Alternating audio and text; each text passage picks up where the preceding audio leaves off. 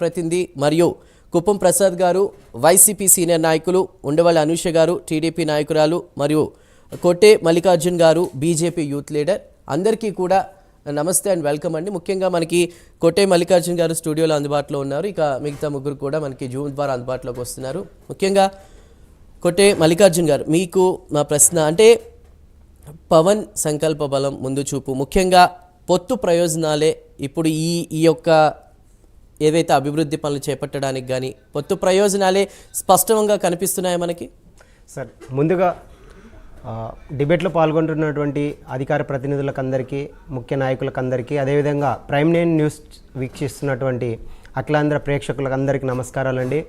ముఖ్యంగా ఈరోజు Visakha road show కావచ్చు, విశాఖలో గౌరవనీయులు భారత ప్రధాని నరేంద్ర మోదీ గారు రావడం, పర్యటన మనం చూస్తుంటే ఏపీలో కావచ్చు, కేంద్రంలో కావచ్చు, ముచ్చటగా మూడోసారి అధికారంలోకి వచ్చినటువంటి గౌరవనీయులు భారత ప్రధాని నరేంద్ర మోదీ గారి స్ఫూర్తితో స్పష్టంగా ఆంధ్రప్రదేశ్లో ఎన్డీఏ కూటమి, బీజేపీ, జనసేన, టీడీపీ ఉమ్మడి కూటమి ఆధ్వర్యంలో ఖచ్చితంగా సిబిఎన్ గారి విజన్ 2047గా రాబోయే రోజుల్లో వికసిత్ భారత్, అదేవిధంగా వికసిత్ ఆంధ్రప్రదేశ్, స్వర్ణాంధ్రప్రదేశ్ లక్ష్యంగా ఈరోజు కేటాయింపులు జరిగాయి.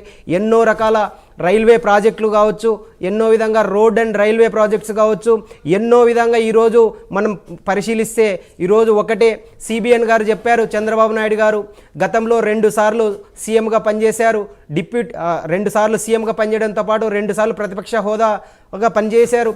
ఈరోజు చంద్రబాబు నాయుడు గారు ఒక్కటే చెప్పారు, మోదీ గారు అంటే కేవలం భారతదేశంలో ఒక ప్రధానమంత్రి మాత్రమే కాదు, గ్లోబల్ లీడర్. ఈరోజు మోదీ గారు ఒక బ్రాండ్ ఐటమ్. ఈరోజు ఇండియానే మోడీ, మోడీనే మోడీ గారు, మోడీనే ఇండియా అని చెప్పేసి ఈరోజు సాక్షాత్తు విజనరీ లీడర్ చంద్రబాబు నాయుడు గారు ఈరోజు పేర్కొన్నారంటే దానికి నిదర్శనం ఈరోజు గౌరవనీయులు భారత ప్రధాని నరేంద్ర మోదీ గారు సబ్కా సాత్, సబ్కా వికాస్, సబ్కా విశ్వాస్, సబ్కా ప్రయాస్.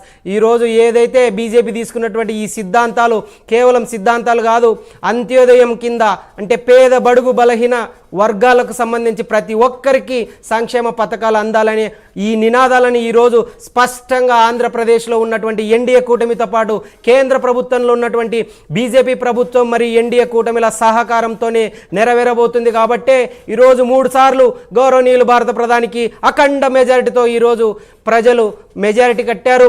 రాబోయే రోజుల్లో ఖచ్చితంగా రేపు జరగబోయే ఢిల్లీ అసెంబ్లీ ఎన్నికల్లో కూడా గతంలో పంజాబ్, మహారాష్ట్రలో గెలిచినట్లు భారతీయ జనతా పార్టీ ఖచ్చితంగా అఖండ మెజార్టీతో గెలుస్తాం. రాబోయే రోజుల్లో ఖచ్చితంగా 2047 విజన్ ఏదైతే ఉందో ఖచ్చితంగా నరేంద్ర మోదీ గారి సారథ్యంలో, అదేవిధంగా మా నేత, జన నేతని మా మోదీ గారు ప్రియతమ నాయకులు డిప్యూటీ సీఎం పవన్ కళ్యాణ్ గారిని సంభాషించారు.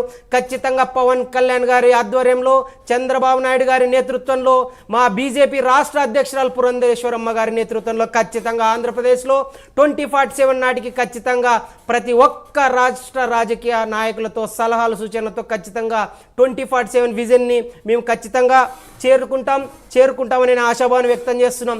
ఈరోజు ముఖ్యంగా చందు అన్న గారు గమనిస్తే ఈరోజు దాదాపు 2 లక్షలకు పైగా కోట్లతో అతి కొద్ది కాలంలోనే 6 నెలల కాలంలోనే ఈరోజు అధికారంలోకి వచ్చింది ఎన్డీఏ కూటమి ఆంధ్రప్రదేశ్లో.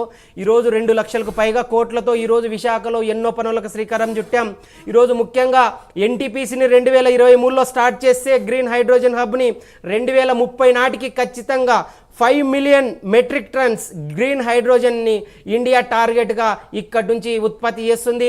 దేశంలో 2 గ్రీన్ హైడ్రోజన్ హబ్స్ ఉంటే అందులో మొట్టమొదటి గ్రీన్ హైడ్రోజన్ హబ్ విశాఖకి దక్కడం మనం తెలుగువాడిగా గర్వించాలి. అందులో విశాఖని ఏర్పాటు అవ్వడం ఈరోజు శుభ పరిణామం.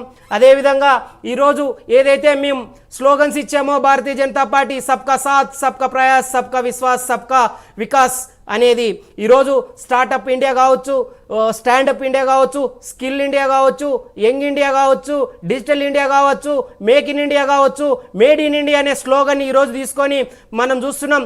గతంలో ఎన్నో రకాల ఎగుమతులు, దిగుమతులు తీసుకొని మనము ఇన్ఫ్రాస్ట్రక్చర్స్ కావచ్చు, మ్యానుఫ్యాక్చర్లోకి వెళ్ళే వాళ్ళం. ఈరోజు ఫస్ట్ టైం ఏపీలో క్రిసిల్ సిటీలో తయారీ సంస్థగా ఈరోజు ముందుకెళ్తుందంటే రాబోయే రోజుల్లో మేక్ ఇన్ ఇండియా నుంచి మేడ్ ఇన్ ఇండియా ఐటమ్స్కి మనం ఎక్స్పోర్ట్స్ టు ఇంపోర్ట్స్ను తగ్గించి ఎక్స్పోర్ట్స్ దిశగా మనం ముందుకెళ్తున్నాం. అదేవిధంగా ఒకటి ముఖ్యంగా చేరుకోవాలి, ఈరోజు దాదాపు 2047 2.5 ట్రిలియన్స్ టార్గెట్ లక్ష్యంగా గ్లోబల్లో ఆంధ్రప్రదేశ్ అండ్ భారతదేశం ఎదిగే విధంగా ఈరోజు ముందుకెళ్తున్నాం. ముఖ్యంగా ఇంకొకటి చెప్పాలి, నరేంద్ర మోదీ గారు అత్యంత మానసపుత్రిక అయినటువంటి ఈరోజు మనం భారత్మాల ప్రాజెక్టును తీసుకుంటే గతంలో 2013 నుంచి 2014లో 30 నేషనల్ హైవేస్ మన ఆంధ్రప్రదేశ్కి వచ్చాయి.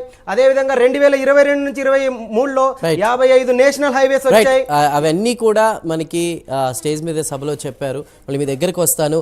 ముఖ్యంగా కీర్తన్ గారు మీరేమంటారు? అంటే ఏపీలో అంధకారం తొలగిపోయింది, కొత్త వెలుగులు వస్తున్నాయి, అది కూటమి ప్రభుత్వంతోనే సాధ్యమైందని పవన్ మాట్లాడడం జరిగింది. ముఖ్యంగా ఈసారి లైఫ్ ఇచ్చిన ఏదైతే ఈ టీడీపీ జనసేనకి సంబంధించి